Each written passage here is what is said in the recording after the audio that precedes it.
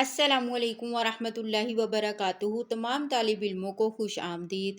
آج ہم پڑھیں گے عربک گرامر کا انتہائی اہم موضوع جملہ اسمیہ اور جملہ فعلیہ کے بارے میں۔ آج کی کلاس میں ہم قرآن پاک سے 10 خوبصورت آیات اور مثالیں دیکھیں گے اور ان کے اردو ترجمے کے ساتھ سمجھیں گے کہ ان کی پہچان کتنی آسان ہے۔ اگر آج کی کلاس آپ نے پوری دیکھ لی تو قرآن مجید پڑھتے ہوئے آپ خود فر جملوں کو پہچان لیں گے۔ تو چلیے شروع کرتے ہیں۔ سب سے پہلے بات کرتے ہیں جملہ اسمیہ کی، یعنی ہر وہ جملہ جو کسی اسم ناؤن سے شروع ہو اسے جملہ اسمیہ کہتے ہیں۔ یعنی ہر وہ جملہ جو کسی اسم سے شروع ہو اسے جملہ اسمیہ کہتے ہیں۔ آئیے قرآن پاک سے اس کی 5 بہترین مثالیں دیکھتے ہیں۔ مثال نمبر 1، اللہ غفور الرحیم۔ ترجمہ، اللہ تعالیٰ بخشنے والا نہایت رحم والا ہے۔ یہاں پہلا لفظ اللہ ایک اسم ہے۔ چونکہ جملہ اسم سے شروع ہو رہا ہے اس لیے یہ جملہ اسمیہ ہے۔ الحمدللہ رب العالمین۔ سب تعریفیں اللہ ہی کے لیے ہیں جو تمام جہانوں کا پالنے والا ہے۔ اس جملے کا پہلا لفظ الحمد ہے جو کہ ایک اسم ہے۔ اس کی پہچان شروع میں الف اور لام کا ہونا ہے، اس لیے یہ بھی جملہ اسمیہ ہے۔ محمد الرسول اللہ۔ محمد صلی اللہ علیہ وآلہ وسلم اللہ کے رسول ہیں۔ پہلا لفظ محمد ایک اسم خاص ہے، اس لیے یہ پورا جملہ جملہ اسمیہ بن گیا۔ المال والبنون زینت الحیات الدنیا۔ مال اور بیٹے تو دنیا کی زندگی کی رونق ہے۔ سورۃ کہف کی اس آیت میں پہلا لفظ المال ہے جس کے شروع میں الف لام ہے اور یہ ایک اسم ہے، اس لیے یہ جملہ اسمیہ کہلائے گا۔ الشیطان یعدکم الفقر۔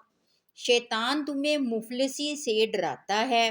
یہاں پہلا لفظ الشیطان ہے، ایک اسم ہے، اس لیے یہ پورا جملہ بھی جملہ اسمیہ کی مثال ہے۔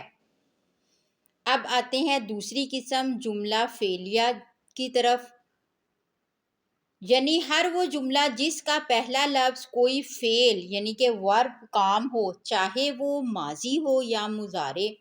آئیے اس کی بھی 5 قرآنی مثالیں دیکھتے ہیں۔ خلق الانسان من علق۔ اللہ نے انسان کو جمے ہوئے خون سے پیدا کیا۔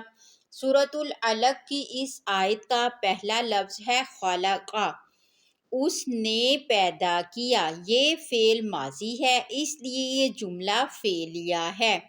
اذا جاء نصر اللہ والفتح۔ جب اللہ کی مدد اور فتح آ جائے۔ یہاں لفظ اذا کے بعد جملے کا اصل آغاز جاء سے ہو رہا ہے جو کہ ایک فعل ہے، اس لیے یہ جملہ فعلیہ بن گیا۔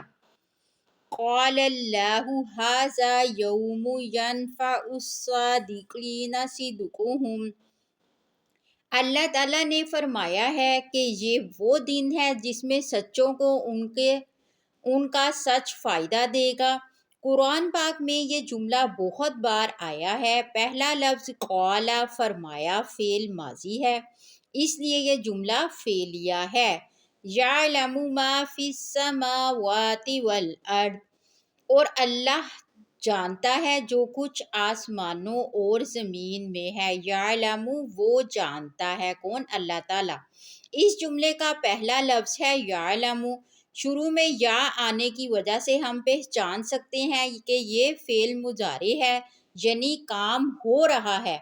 فعل سے شروع ہونے کی وجہ سے یہ جملہ فعلیہ ہے۔ جاء الحق وزهق الباطل۔ حق آ گیا اور باطل مٹ گیا۔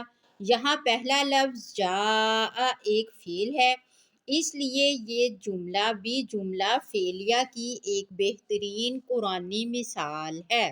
جملہ فعلیہ کے بارے میں ہم نے کیا پڑھا ہے کہ یعنی ہر وہ جملہ جس کا پہلا لفظ کوئی فعل یعنی کہ ورب کام ہو چاہے وہ ماضی ہو یا مضارع تو کیا کہلاتا ہے؟ وہ جملہ فعلیہ۔